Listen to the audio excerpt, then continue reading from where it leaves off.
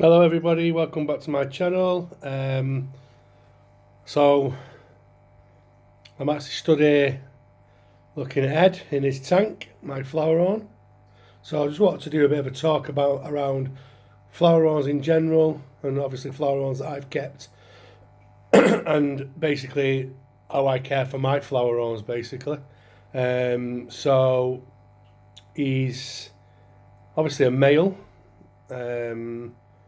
and he's so I've been told he's called a super red magma, but I'm not sure whether that's just the same as a super red dragon, if I'm honest with you, because I think they're very much alike. They may be a different fish.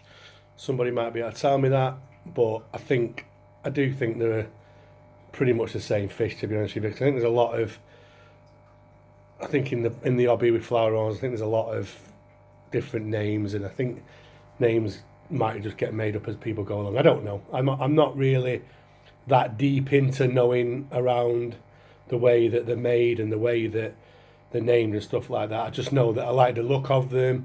They're a great wet pet, and to be honest with you, I've had quite a few. And for as much as my partner, my kids, and my grandkids are not into fish, they always like the flower on. So it's nice for us to have that wet pet as such. So he is a stunner. He's a good. He's a high grade flower on. And he's called Ed. My granddaughter named him Ed. As if anybody's watched my previous videos will know that anyway. He's currently living in a 60-gallon tank, so it's not the right size for him going forward, but that's something I'll think about when I need to. I bought him about 4 months ago and he was 3 inches.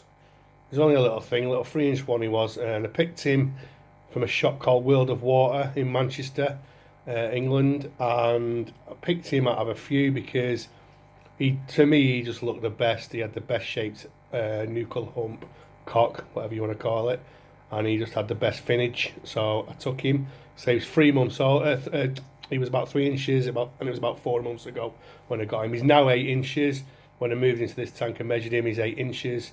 So he's grown quite a bit in that time. I feed him on. So I feed him on this food.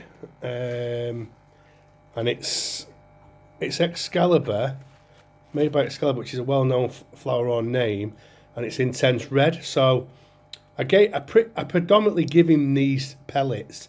So these are the pellets he gets most of the time. Sometimes I will throw some Akari cichlid gold in. I'm not a massive fan of Akari foods, but I think the cichlid gold will help him with his colour. So I just give him probably twice a week. And also, I've got some high protein pellets that I give him a couple of times a week, but predominantly he gets these. So we'll give him some now. I'm going to feed him now anyway. Spooked him then.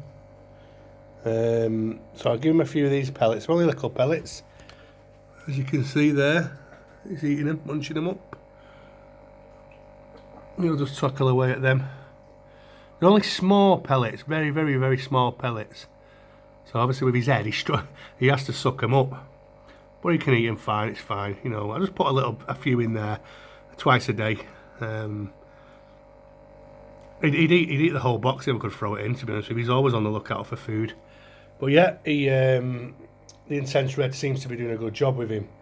So the tank he's in at the moment is just basically, like I say, a 60-gallon. It's a cube tank. It's 2 foot by 2 foot by just a bit more. So it's 2 foot by 2 foot square, and then it's about 25 inches high. So it's probably a little bit more than 60-gallon, but that's what I'm using. A couple of sponge filters on there, and a 300-watt heater.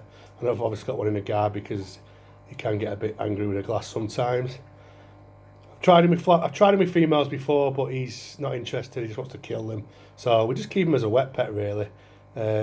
He's a stunning fish, and he's got a great personality. Grandkids love him. So yeah, like I say, I will eventually have to change him from this tank. But the tank he's been in, I've got my breeding pair of Oscars in there at the moment. So he'll probably end up going back over there, to be honest with you. But he's still chomping away on them pellets. He loves them. You know, we love him. We love him. He's great. Yeah, and that's Ed basically. He's not. I think one thing I would say is they're not that. I don't think they're that hard to look after. I think that if you make sure the water's at the right temperature, which I have it around about 80 degrees, 82 degrees, around about that area, and he thrives in that. He's happy in that. And you feed him the right food. You know, they'll look fantastic. Keep the water clean. And I do a couple of water changes a week on this tank. Not big water changes, probably about 20-25% twice a week. Keep the water clean because they can poop a lot. But yeah, I don't think they're an hard fish to keep because they're quite hardy. They're quite an hard fish as such in themselves. But you look at him, he is stunning. He's, you know, just keep the right foods, feed him the right foods, and keep the water at the right temperature for me. That's it. You know, you can overthink things sometimes. It works for me. You know, it works for me. I've not had a problem with him, and he seems to be happy. I've never had an issue with his behaviour. He's a very confident fish, always eating his food, and looks fantastic. So that said, our wet pet, Flowerhorn. Thanks for watching. If you like the channel, like I said, will you please subscribe and feel free to leave me some comments and like the video. Thanks a lot for watching. See you next time.